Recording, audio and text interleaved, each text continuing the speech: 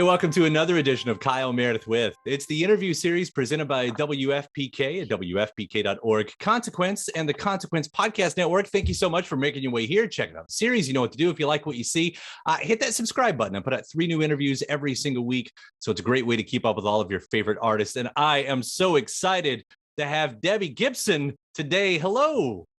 Hi, how are you? I'm doing great. You've got a brand new album, in fact, right over my shoulder here. The Oh Body my Remembers. gosh, you've got the hard copy. I The love hard it. copy right there. The Body Remembers. So this is the first one in a while. That's not going to stay up, is it? That's there we go.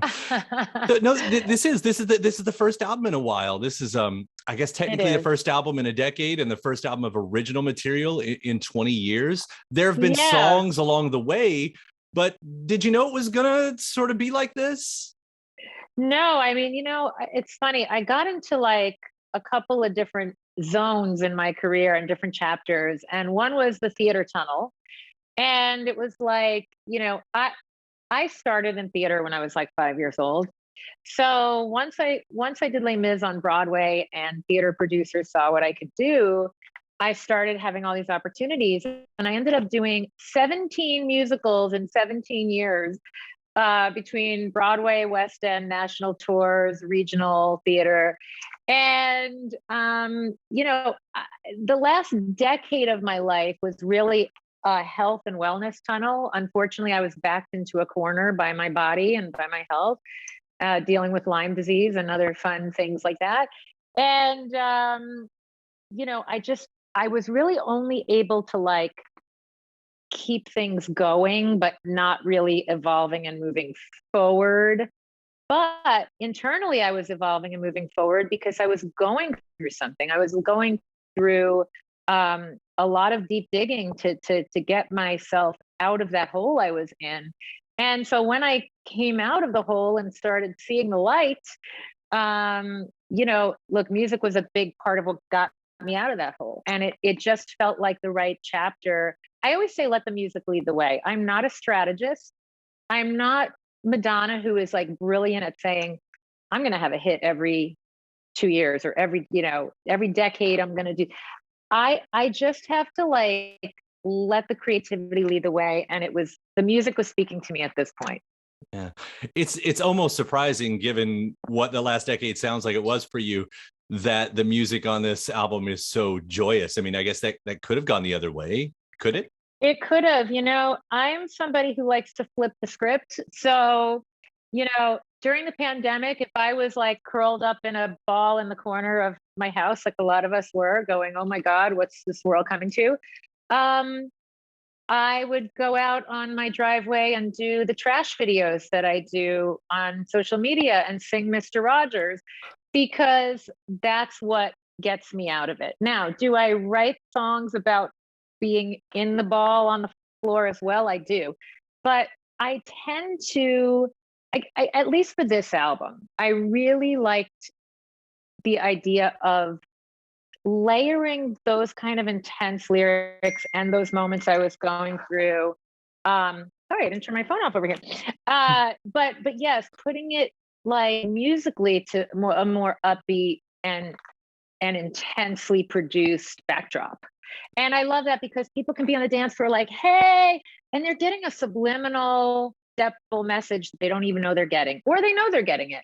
But I do like the layers to this album, and I like the twists, even in an upbeat dance song like One Step Closer.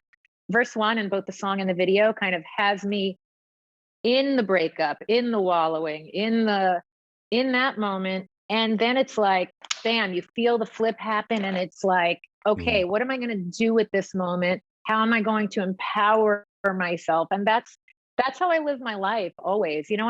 I have my days where I'm, crying every 5 minutes.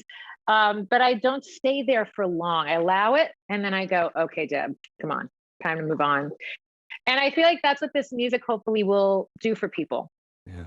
Well, there's so many great spots all over it. I think the one I got attached to the quickest was Runaway, because there's something about the groove of that song. There's something about what you're doing vocally, because as you were saying, there's lots of twists and turns on this record. And especially in that one song, there's several twists and turns. There's almost it's really almost movements, like three different movements of this song. Yes, you're right. And you know, what's interesting about Runway is that Sean Thomas, who's now 20 years old, who I met when he was 14 years old, he was playing my student in my Hallmark movie, Summer of Dreams, and then the sequel, Wedding of Dreams. And he sent me that track. So that's a collab, that's a writing collaboration. I love that at like, I guess he was 18 or 19 when he sent me the track. And I was like, oh my God, it's so 80s influenced, but it's modern. And so it's interesting to see how young people of this generation have this take on nostalgic music. And yeah, I thought it was so creative, and it immediately sparked that whole concept of life's a runway and you're the star. Yeah. And I love the chanty bit. I loved playing with the harmonies on the pre-choruses. So yes, you were right. It's like several. I think a lot of this music takes you on a journey. Even the songs that are seemingly like, oh, this is verse, pre-chorus, hook, verse, pre-chorus, hook, breakdown, vamp, and out. Even within that, there's a lot of traveling. Yeah, it's really interesting what you said there about certain nostalgia for folks who weren't there. I've been seeing that myself, maybe for the first time. So I'm about to hit 40, which means I was a kid of the 80s and a teen of the 90s. And, starting to see, especially a new generations of songwriter that's been taking on both those decades, and knowing that they weren't there and their take on it. Like yourself, you've now seen decades of music. You've seen decades of pop, especially. And I'm sure some things are the same and some things are different, but what does it look like to you, someone who's been in the the holy fire of it all, to kind of see where it's been and where it is now? Does it look similar?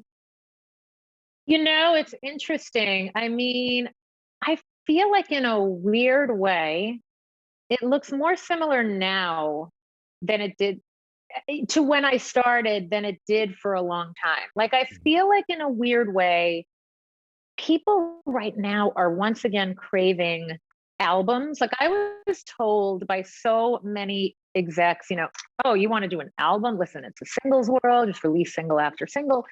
I'm like, I still believe there are people that want to get their hands on that CD and that vinyl, which is going to come out as well. And even on digital, listen in the sequence that I created. And I created that sequence with a lot of thought, a lot of time went into it. There was a meaningful segue between every one of those songs, which was no easy task, because some of the styles of music on this are like seemingly out of left field. When you have like a kind of a disco dance song like Love Don't Care, and you have Legendary, which is more singer-songwriter live, and trying to marry that all and create that journey. I mean, I think that there's now an audience, I think Olivia Rodrigo's audience appreciates the artistry that went into her album and the artistry that went into sequencing the songs and creating this story of this young girl in her life. And so I think there's a lot of similarities, weirdly. And I think, it's so funny. I just said the other day, because, I look at, I take it with a grain of salt, but of course, like everyone, I look at my social media numbers. And I remember playing clubs to promote Only in My Dreams and get it off the ground when nobody knew who I was.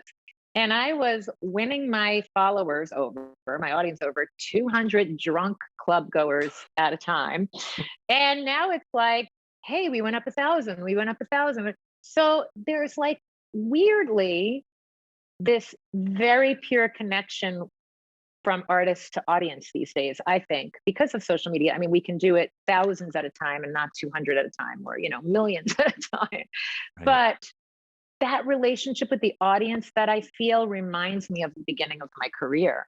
And I do think artists that are out there right now are doing it for the love of it. I mean, I just feel like, probably because like, you don't make money in album sales anymore, or in like music per se. Music's like your calling card, and you have to do it because you love it. Because that is not like It's not like the days of, hey, we're signing you to a $10 million 6-album deal. Like, that's not how it works anymore. So I feel a lot of joy from artists these days. Like, I feel a lot of purity in music, and that I think is a common thread with what was going on in the 80s, which is why people love it.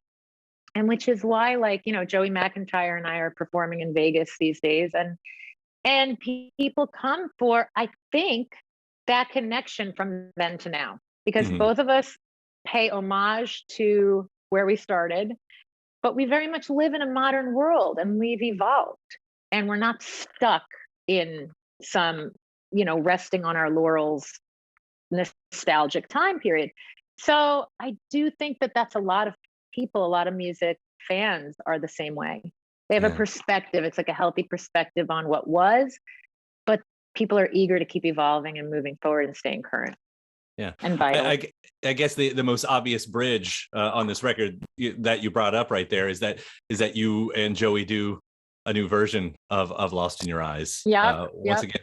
What is it about that song that brings you back again? And what does it still have to say today? Oh, that's such a great question.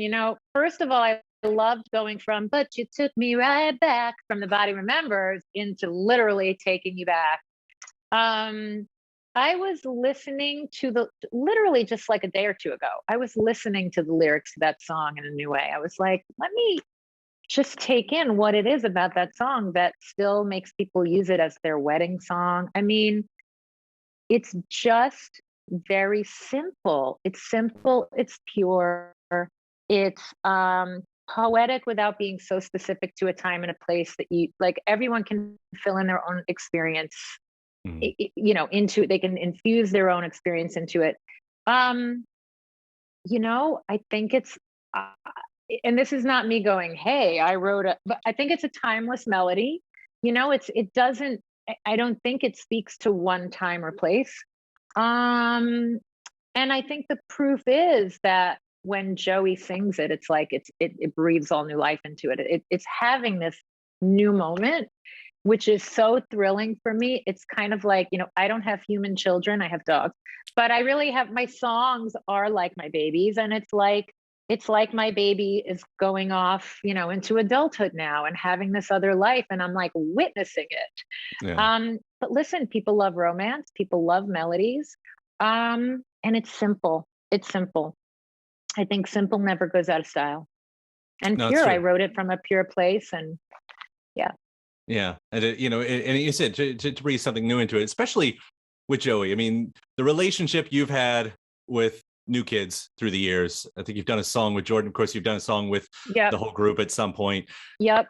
And I don't know, maybe it's a friendship sort of thing. Like what's the connection there? Because obviously you all have a shared experience. It's almost like, you hear ex-presidents talk about the President's Club. Like no one on earth will ever know what we've gone through. And I guess a certain degree, is it that?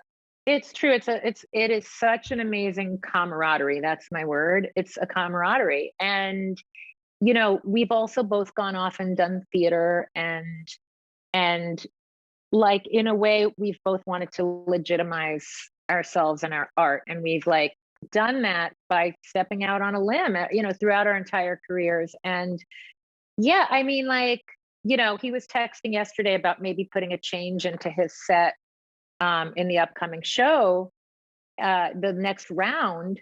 And I was like, I love that I get to be that sounding board, because it is this point of connection that not many people understand. Like, I was like, look, I am so, first of all, he's making me look like a slacker because I'm not changing anything in my show because of that.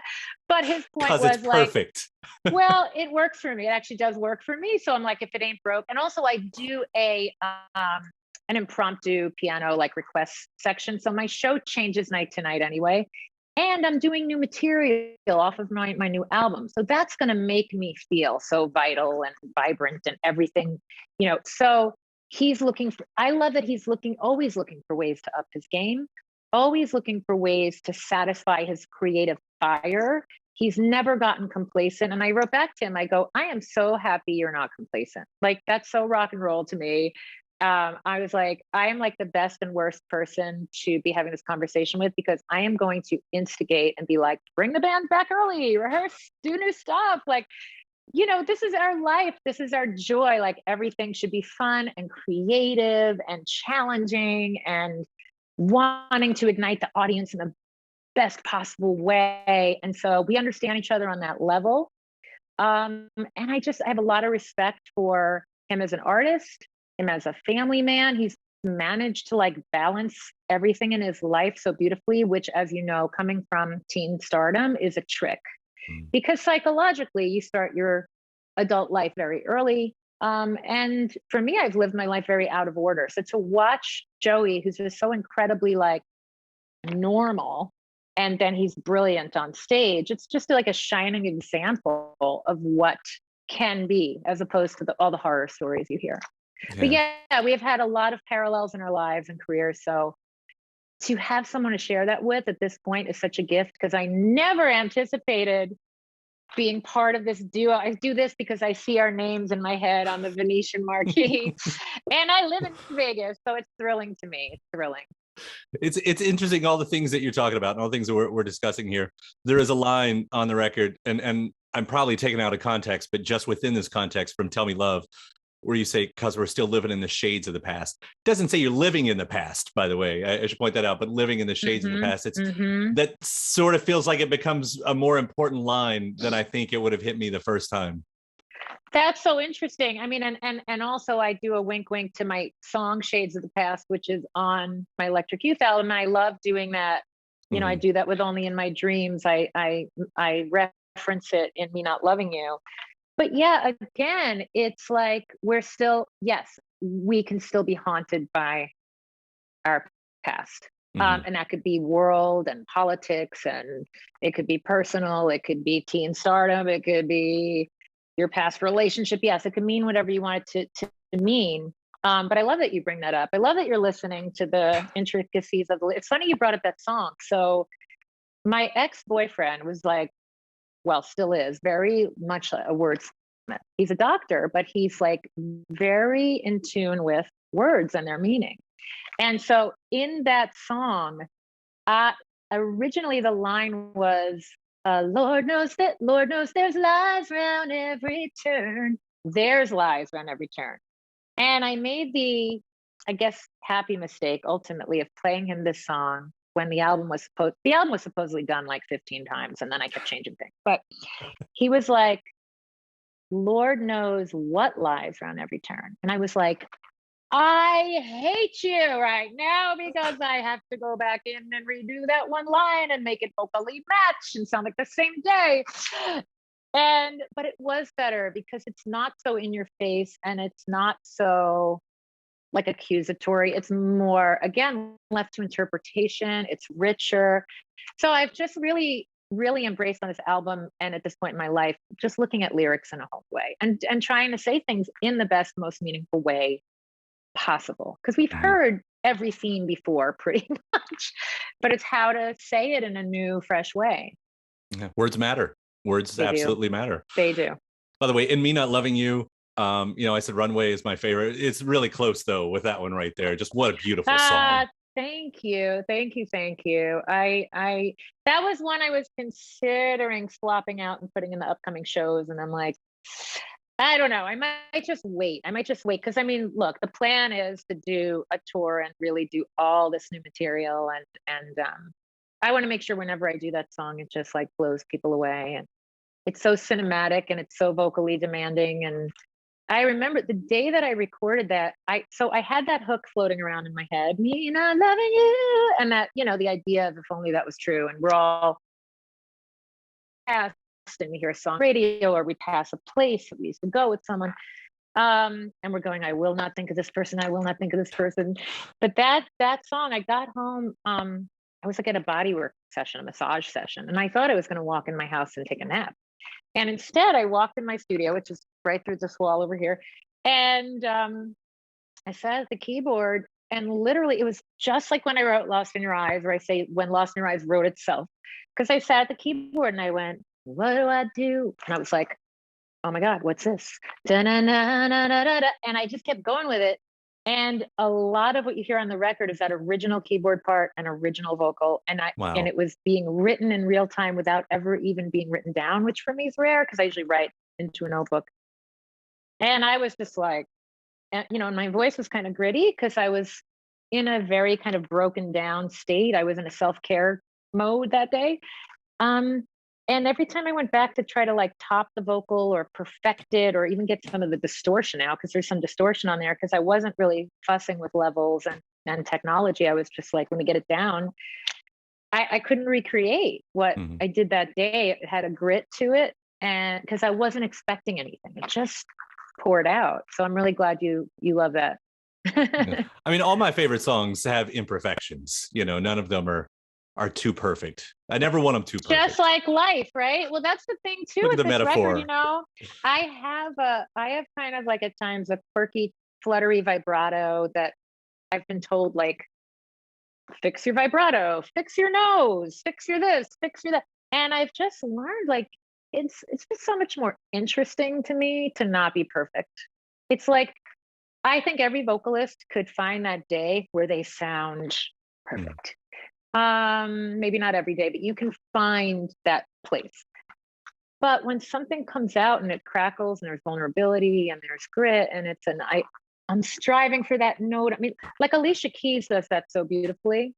She always feels like she's on the edge. You know, you feel her, you know, striving for a note out of the angst she's singing about. And I just love that. You're like, wow, she didn't tune that note. Like, not that she's out of tune, but she gets right on the edge of, like, it's a feeling.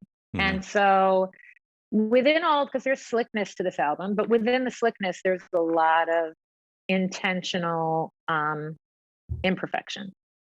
Intentional imperfections. That's probably going on a coffee cup somewhere after all of that. Actually, that's the name of the band that's going to support me on my next tour. Debbie Gibson and Intentional Imperfections. The Intentional Imperfections. That's right.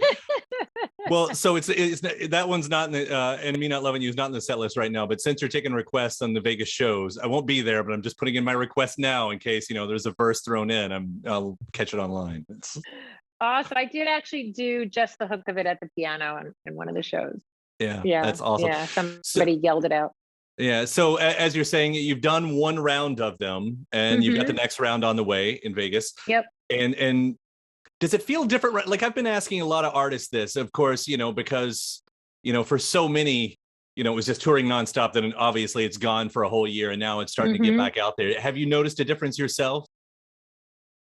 A different what? You cut out right when you said a different. Have you noticed a difference yourself in just the show, the audience, the experience? I mean, you know, it really hit me that I hadn't performed in 2 years, which for me literally is some kind of record, probably going back to when I was 5 years old. You know, I've never not been on a stage for 2 years. But the energy of it, I feel like people are more connected because I think people have had such a communal experience now. And, you know, it looked different. Everyone's masked here. You know, but people were like so joyful, so happy to be back. So respectful, like, of all the meet and greet protocols. People just were not being jerky. People were just appreciative. And I was too. And I was so happy and grateful that I got to be somebody that was a part of giving this experience to people after they had waited for so long. You know, just person after person in the meet and greet. Thanks, Joey and I. Thank you so much for doing this. They understood that it's, you know, they understand it's not easy to put a meet and greet together right now. They understand everyone's taking some health risks and, like, just trusting and trusting that everyone's being responsible. And, you know, so there's a lot to it, but the joy of the audience and the connectedness felt really, like, grounded and real, based on something really real. Well, I'm so happy you guys are doing this. I mean, first off, just hearing about the shows, the residencies, and then, you know, as you're saying, and hopefully that this does lead to a full-on tour in the next year, because I don't get to Vegas often myself. Yeah, I mean, look, I'd love to tour with Joey. I'd love to, you know, if he's off doing other things, do my own show as well. I mean, I feel like he and I as a duo, I mean, he already knows I'm down for that as long as that, you know, has a life. I mean, I'm there for it. Yeah, and I'd also love the opportunity to do like all the new music, all these songs in their entirety for my diehard Deb heads and Diamond Deb heads, and now the blockheads. So somebody told me that there's a hashtag block Debs. So And what is that? The blockheads and the Deb heads have now like joined forces. Well, because I do think there were a lot of people in the audience that were all about Joey and a lot that were all about me. And then there was crossover. But I love it. My audience got to see what Joey's all about and vice versa. And so now there's a lot of, community within the two communities, which is so cool. I love that. I love it too. Well, I can't wait to catch a show, especially whenever it does happens. In the meantime, the body remembers. This is so good. Thank you. There you go, everybody. Yeah, that's so good. And next time around when you're fronting the imperfections, the intentional imperfections. It's going to be so good. Debbie, thank you so much for taking the time to talk about all of this. Thank you, Kyle. So great to talk to you. You too. Thank you.